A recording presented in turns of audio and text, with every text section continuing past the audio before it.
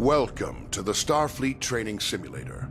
Our system is currently configured to train command crew of Aegis-class starships. Here you may learn about the roles and responsibilities of each officer on the bridge, and how to operate all of the controls of their command stations. Feel free to experiment and get comfortable with the ship here in the simulator before moving on to the real thing.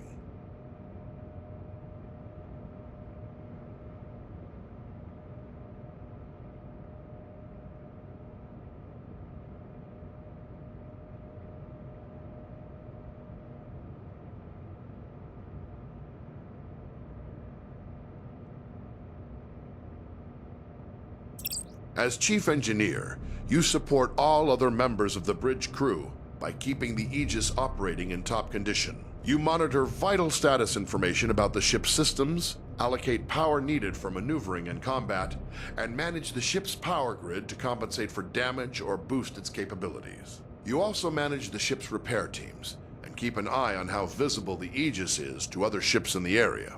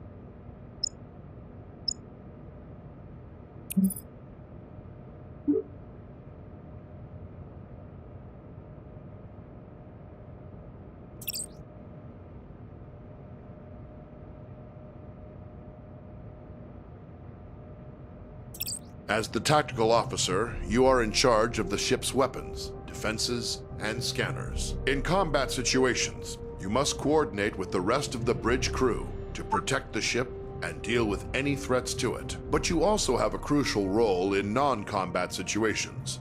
It is the tactical officer's responsibility to scan nearby ships and other objects in the environment to reveal vital information about them.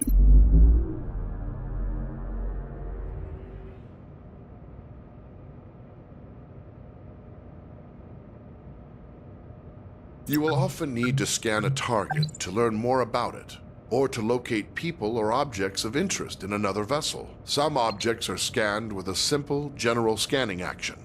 This happens automatically when the object is targeted. More complex objects, like other ships, can be scanned for specific properties, such as the locations of any weak points in a ship's system. When an object has many features to scan, scanning them all at once is much slower than scanning a single specific system. Scanning is required before it's possible to transport people or cargo off of another vessel, or before being able to target weak spots of an enemy's ship systems. Target a nearby ship by tapping its icon on the map. Here you can select what systems you want to scan. Scanning a single system will always be faster than scanning multiple at once. Also, the closer the ship is to the target, the faster you can scan. Scan the ship's engines now to reveal their status, and any weak points which would allow you to damage the engines directly.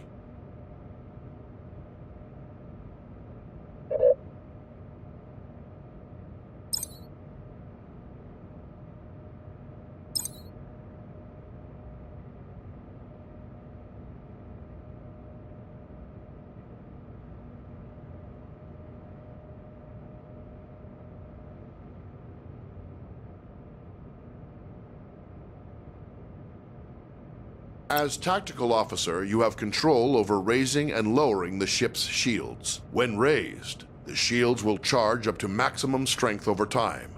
They are your best defense against damage to the ship. When shields are lowered, or down to 0 strength, any damage to the ship may cause serious harm to onboard systems, or even loss of life to your crew.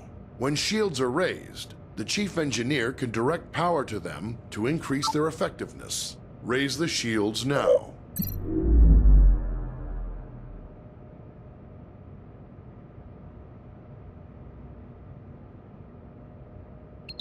There is a delay while power is channeled into the shield emitters before the shields come online.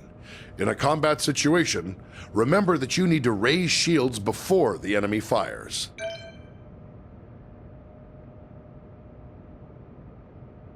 You will often need to scan a target to learn more about it, or to locate people or objects of interest in another vessel.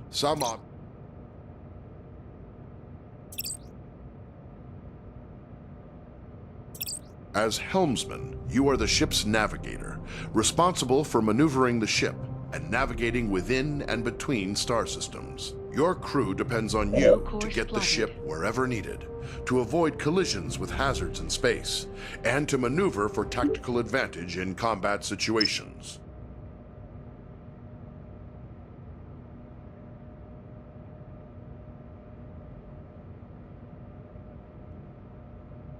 Your basic maneuvering controls allow you to give the ship forward or reverse thrust, to steer the ship to port or starboard, and to move the ship up or down on its vertical axis. The amount of thrust you can give depends on the amount of power your chief engineer allocates to engines. The more power your engines have, the more responsive the ship will be. Maneuvering controls are only available when your local map view is active.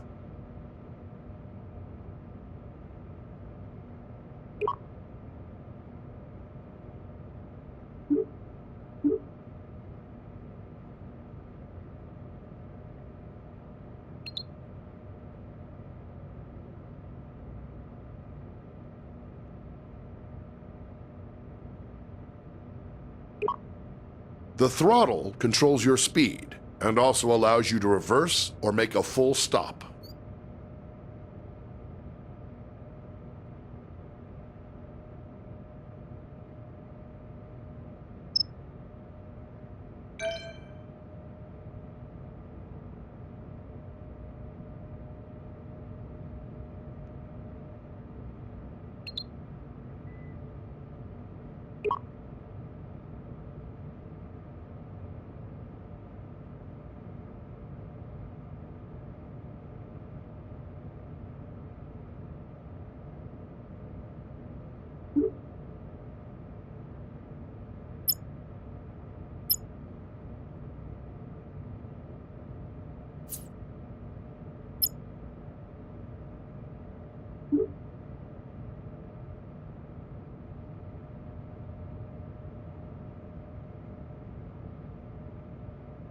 Your ship's impulse drive allows you to travel quickly between planets and other points of interest within a star system. To travel via impulse, you will first need to plot a course by choosing a destination on the impulse map. Once the course is plotted, you will then need to align your ship with the appropriate heading and engage the impulse drive.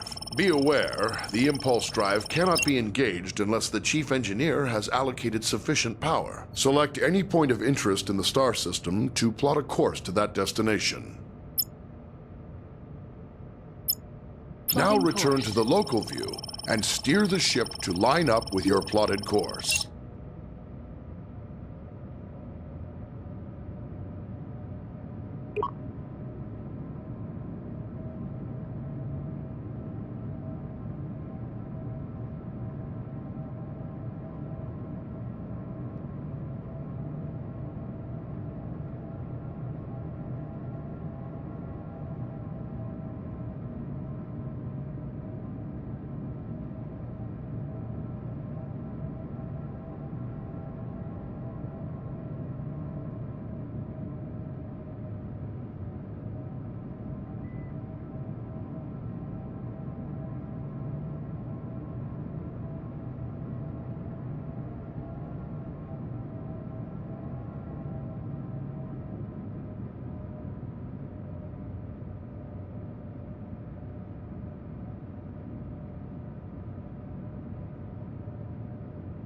Grab and push your throttle to engage the impulse drive.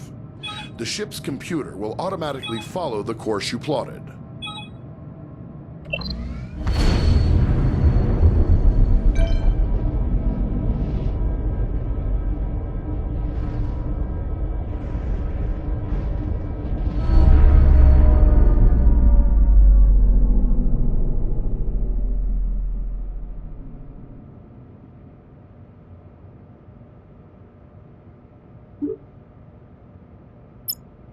Calculating travel vector.